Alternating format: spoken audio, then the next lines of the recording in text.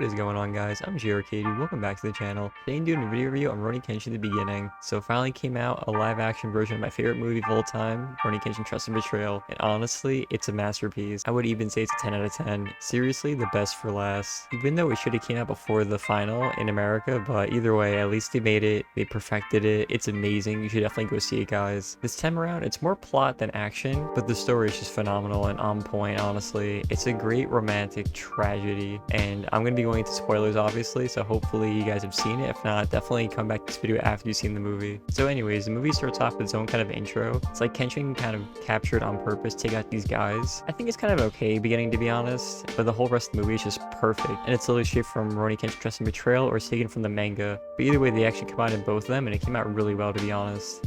Which was actually the beginning to Rurouni Kenshin The Legend Ends. So I'm wondering if a fan's gonna make a supercut with that little intro to the rest of this movie, so that'd be really cool to see, honestly. Although I was happy to see they did bring back the Kyo Saito scene from the first movie as well. They did change the music too, which was actually pretty cool, and they did something amazing, which I was so happy they did for like new fans that haven't seen the movies yet or the show. They took away all the references to Tomoe, so you have no idea that Tomoe was Kyo Sato's fiance. Honestly, I'm so happy they did that for all the newcomers. They're gonna love this movie just for that reason, honestly. That reveal at the end is gonna be such a good reveal for all the new fans. Because as you know, in Rurouni Kenshin Trust and Betrayal, they actually do show like Tomoe is his fiance. And then obviously if you read the manga, you know from the very beginning that Anushi's here because Kenshin killed his ex-wife Tomoe. So it's all spoiled already. But if you're a new fan, you watch this from the very beginning, like it's a perfect way to watch this, honestly. Like that reveal at the end, you actually get hit hard with it. So you go on that same kind of journey Kenshin's going through the entire time. But there was no way they could not put that scene in that movie, honestly. It's so important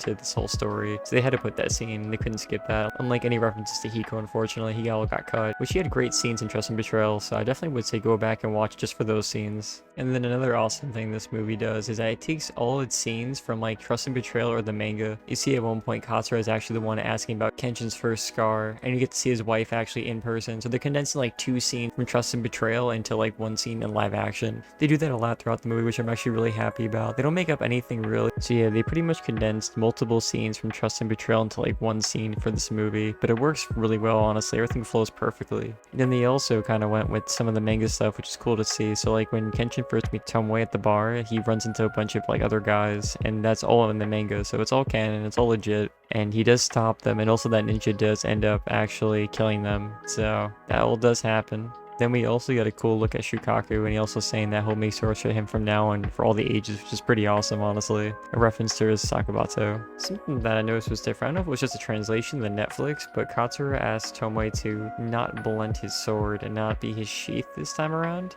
So in Trust and Betrayal, he asked her to be his sheath to calm his madness, but for some reason Katsura in this movie asked her to not blunt his sword, so different take on that scene. It works, honestly, but I wonder why they changed that, really. Maybe they wanted us to feel like Tomoe really felt more for Kenshin and didn't really do it because Katsura asked. Probably, I guess. And then we had the great Shinsengumi raid, honestly. That was amazing to see in live action as well. Another cool thing too was to actually see Kenshin fight Okita in the middle of this movie versus the end of Trust and Betrayal. And honestly, the fight was super cool to watch, honestly. Very cool moves from Okita. And they did put his tuberculosis in at the end, so all straight canon. Sad to see my boy go down like that. And then we did have Saito come in. I really thought they were going to go down, but they did not fight, which made me super sad, honestly. I was hoping that they're just gonna like maybe like clash through each other, but nah, nothing. Not even one clash. That'd be awesome to see, honestly, seeing them just to go at it in that time period, but we never got that. And then they showed Kenshin fighting the ninjas, which is super cool to see because they actually emphasize him losing his senses per fight when they did all those explosives. Like you usually could see Kenshin like in the last battle, he can't even see or hear anything, which, you know, leads to his eventual tragic end to Tomoe. It makes more sense in the movie, honestly, versus seeing it in the manga or in the anime. You could visualize it more versus how they portrayed it in those mediums.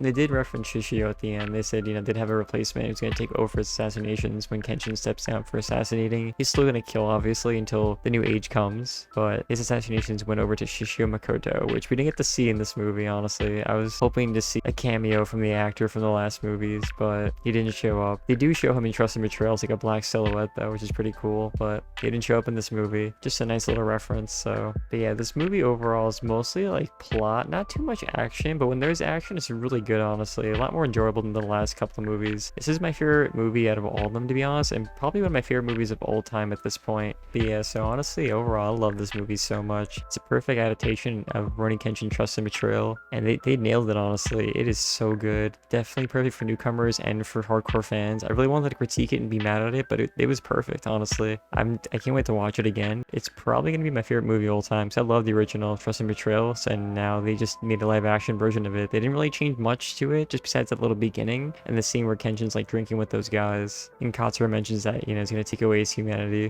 which was a good scene, honestly, they added to the movie. Because it shows that maybe Kenshin kind of had a chance as a kid, but as he still kind of grew up and killed more, he just became this isolated man who wanted nothing to do with people. But this movie's a masterpiece, honestly. 10 out of 10 for me. Everyone should watch this at some point. Great movie. It hits everything that it needs to hit. Whether you've seen Rurouni Kenshin or not, you can watch this in general and you're still going to enjoy it. If you've seen the show, you're going to enjoy it way more. If not, you're still going to love it regardless, because it's such a great movie and it stands on its own. Hopefully this movie brings enough fan outcry to bring back the anime for a remake, honestly. I'm begging for that. And we'll actually get a full adaptation of the manga version of Trust and Betrayal, the Remembrance arc, which honestly is a little bit different. There's stuff we didn't get to see, honestly. Like, actually in the manga, Kenshin and Tomei run like an orphanage, and Aoshi stays there for like a little bit too, which is pretty funny. But obviously they didn't put that in the movie because this movie's more serious. It's taken from the Trust and Betrayal tone, which I definitely appreciate for a live action movie. Like I said, masterpiece movie. Everyone should go watch this, honestly. Tell everybody about it. Hopefully they'll remake the anime and you guys can see every version of this story, because every version's a masterpiece in my opinion. But anyways, I hope you guys also enjoy this movie as well. I'll catch you guys all later. Peace, everybody.